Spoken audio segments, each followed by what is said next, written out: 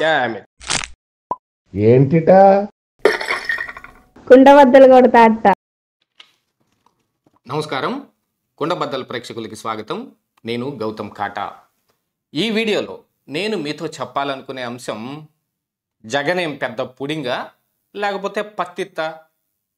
ఆయనలాగా మేమేం మర్డర్లు చేయలేదు, లేకపోతే మర్డర్లు చేసిన వాళ్ళందరికీ మేమేం వెనకుండి సపోర్ట్ చేయలేదు. ఈ మాటలు మోస్ట్లీ ప్రతిపక్షాల నుంచి ఎదురు చూస్తారు. కానీ సొంత అధికార పక్షంలో ఉన్న వైసీపీ ఎమ్మెల్యేనే ఈ మాట మాట్లాడుతున్నాడు అని అంటే పరిస్థితి ఎంత దాకా వచ్చిందో చూడండి.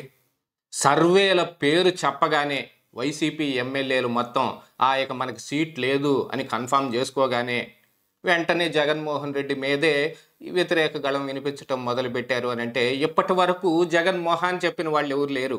అందుకని జగన్మోహన్ రెడ్డి కూడా, అండ్ మీ సర్వేలో మీకేం బాగాలేదండి, మీ గ్రాఫ్ ఏం బాగాలేదు, ఈసారి మీకు టికెట్ ఇవ్వం, కావాలంటే మన పార్టీలో ఏదన్నా చూస్తాంలే, మనం మళ్ళీ తిరిగి అధికారంలోకి వచ్చిన తర్వాత మీ కాక ఎవరికి ఉంటుంది ఇక్కడ పవరు అనేలాంటి మాటలన్నీ చెప్పుకొస్తున్నట్టు కొంత సమాచారం బయటకు వస్తూ ఉంది.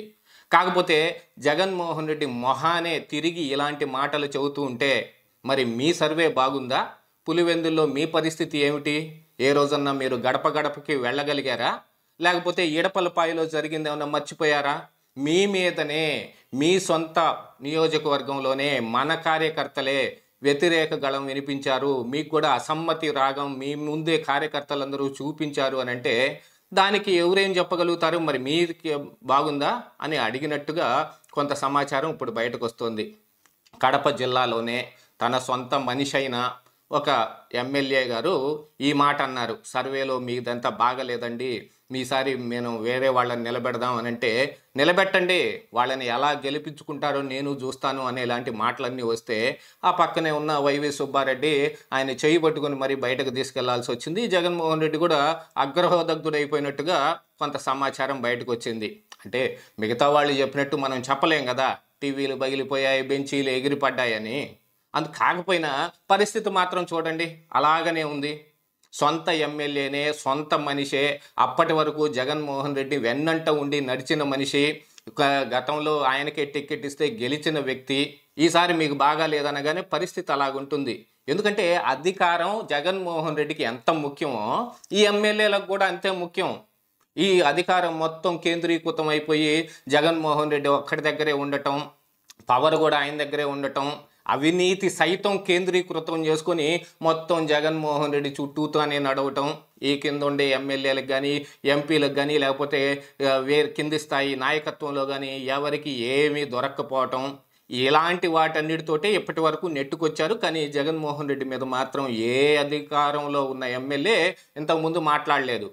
కనీసం ఇప్పుడైనా మాట్లాడకపోతే ఇంకా జగన్కి ఎప్పుడు తెలుస్తుంది అని అనుకుంటున్నారేమో. ఇక్కడ సొంతగా జిల్లాలోనే ఆ వైసీపీ ఎమ్మెల్యేనే ఆయన మీద వ్యతిరేక గళం వినిపించాడు. ఆల్మోస్ట్ ఆల్ మర్డర్లు మేమేం చేయలేదు, లేకపోతే మర్డర్ చేసిన వాళ్ళకి మేమేం సపోర్ట్ చేయలేదు అని అంటే తిప్పి తిప్పి తీసుకొచ్చి జగన్మోహన్ రెడ్డిని, అవినాష్ రెడ్డిని అందరినీ కాలు పట్టుకుని లాగినట్టే కదా. ఇంకొకళ్ళని నిలబెట్టండి చూస్తాం ఎలా గెలుస్తారో అని అంటున్నాడంటే మరి ఆయన ఏం ప్లాన్లో ఉన్నాడో ఆయనకే తెలుసు. ఆల్మోస్ట్ ఆల్ ఇదంతా ప్రీ ఫిక్స్ అయిపోయినట్టుగానే కొంత కనిపిస్తూ ఉంది. మనకి టికెట్ రాకపోతే కనుక మనం ఈ జగన్మోహన్ రెడ్డిని ఎలాగైనా ఓడించి తీరాల్సిందే. ఎందుకంటే రాష్ట్రంలో నడుస్తున్న పరిస్థితులు అలాగున్నాయి.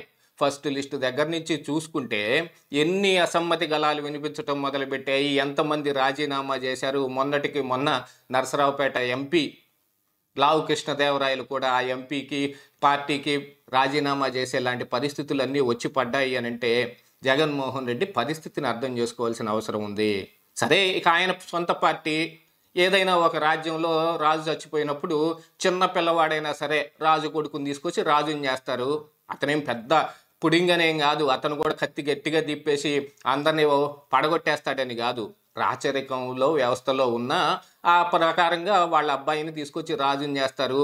కాదు మాకు అవ్వాలని సేనాధిపతికి ఉందనుకోండి, మొత్తాన్ని మిగతా అందరినీ కూడగొట్టేసి మిగతా మంత్రుల్ని గింతుల్ని అందరిని పెట్టి జైల్లో పడేసేసి అధికారాన్ని లేకపోతే ఆ రాజ్యాన్ని ఆక్రమించేస్తాడు. కానీ ఆ రాజు బలంగా ఉంటే, ఆ రాజే కొంచెం పెద్దవాడై ఉండి అతనే మంత్రాంగం నడపగలిగుంటే ఇలాంటి పరిస్థితులు ఏమీ ఉండవు కదా.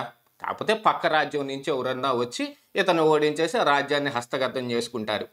ఇక్కడ కూడా అలాంటి పరిస్థితులే ఉన్నాయి ఆల్మోస్ట్ ఆల్ వైఎస్ఆర్ కాంగ్రెస్ పార్టీలో. జగన్మోహన్ రెడ్డి పెద్దవాడు, ఆలోచన చేయగలిగిన వాడు.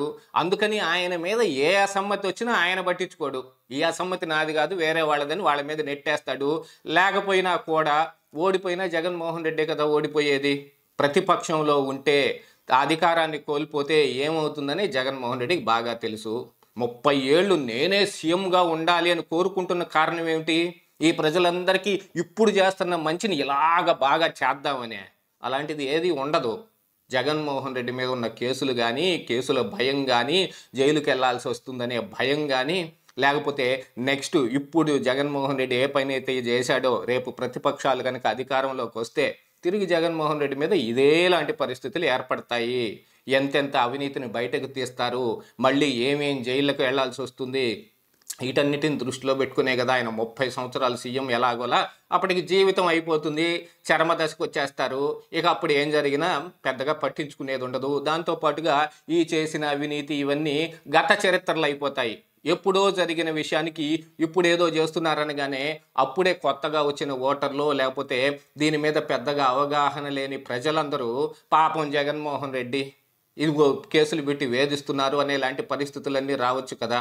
ఆల్మోస్ట్ ఆల్ ఆయన అరెస్ట్ అయిన దగ్గర నుంచి 10 సంవత్సరాల పాటు ఈ కొత్తగా వచ్చిన ఈ ప్రజానీకంలో ఓట్లు వచ్చిన వాళ్ళందరే కదా మరి 2019లో ఆయన గెలిపించింది. కానీ ఇప్పుడు ఏం చేశాడు అనేది ఇప్పుడున్న వాళ్ళందరికీ తెలుస్తుంది. కానీ 2029 తర్వాతనో 34లోనో అప్పుడు వచ్చే కొత్త ఓటర్లకి ఈ అవినీతి గురించి అవగాహన ఉండదు. దీనికోసమే లాంగ్ రన్ అధికారంలో ఉంటే మళ్ళీ మనం జైలుకి వెళ్ళినా కూడా ప్రజల్లో సింపతి వస్తుంది, మళ్ళీ గెలవచ్చు. ఈ ప్రతిపక్షాలు ఉండి ఈ అధికార పక్షాన్ని దుమ్మెత్తిపోయొచ్చు. మొన్న 2019 నాటి పరిస్థితులన్నింటినీ మళ్ళీ తిరిగి ఇక ఏ వాగ్దానాలైనా చేయనివ్వండి, అప్పుడున్న పరిస్థితుల ప్రకారంగా మొన్న సిపిఎస్ రద్దు అన్నాడు, వారంలో రద్దు అన్నాడు. అలాంటిది మరేదో ఒకటి దొరకొచ్చు అంశం. దానన్నింటినీ బేస్ చేసుకునే ఇప్పుడు ఈ రాజకీయాలు ఎక్కువగా ఇలా నడుస్తూ ఉంటాయి. కానీ సొంత పార్టీలో ఉన్న ఈ ఎమ్మెల్యేలు వీళ్ళందరే ఇప్పుడు జగన్మోహన్ రెడ్డికి వ్యతిరేకంగా ఆల్రెడీ వాళ్ళందరూ గ్రూపులు కట్టి హైదరాబాద్లో మీటింగులు అవుతూ ఉన్నట్టుగాను, జగన్మోహన్ రెడ్డి మనకు టికెట్ ఇవ్వని కారణానికి ఎవరెవరికి ఇచ్చాడో వాడిని కనీసం అసెంబ్లీలో అడుగు పెట్టకుండా చేసేస్తే, జగన్మోహన్ రెడ్డికి అధికారం రాకుండా చేసేస్తే ఏం జరుగుద్ది అనేది వాళ్ళకు కూడా తెలుసు. వాళ్ళు కూడా సర్వశక్తులు ఒడ్డుతారు. ఎందుకంటే వాళ్ళకు కూడా ఇప్పుడు do or die situation. Jaganmohan Reddy ఏ పరిస్థితుల్లో అయితే ఉన్నాడో ఇప్పుడు టికెట్ రాని ఎమ్మెల్యేలందరూ అదే పరిస్థితుల్లో ఉన్నారు. రేపు ప్రతిపక్షంలో ఉన్న వాళ్ళందరూ అధికారంలోకి వస్తే ఇప్పుడు అధికారంలో ఉన్న ఈ ఎమ్మెల్యేలకు కాకి ఎవరికి దెబ్బ తగులుతుంది? వీళ్ళు చేసిన అవినీతిని బయటకు తీసి చూపించటం కాక ఏం చేస్తుంది? జగన్కి ఎంత థ్రెట్ ఉందో ఆల్మోస్ట్ ఆల్ వీళ్ళకి కూడా అంతే థ్రెట్ ఉంది. అందుకని వాళ్ళకి టికెట్ కావలసిందే అని గట్టి పట్టుతోటి ఉంటారు. టికెట్ ఇచ్చినప్పుడే మనం ఎలాగోలా అధికారం సంపాదించుకోవాలనే ఉద్దేశంతో ఉంటారు. అదే లేదనుకున్నప్పుడు ఇక జగన్ అయితే ఏంటి, ఎవడైతే ఏంటి అనేది వాళ్ళు కూడా వ్యతిరేక గలం వినిపిస్తారు. అందుకే అతనేం పెద్ద పత్తిత్తా పుడింగా అనే లాంటి మాటలన్నీ రావటం మొదలుపెట్టాయి. ఇదే ఈరోజు కుండబద్దలు.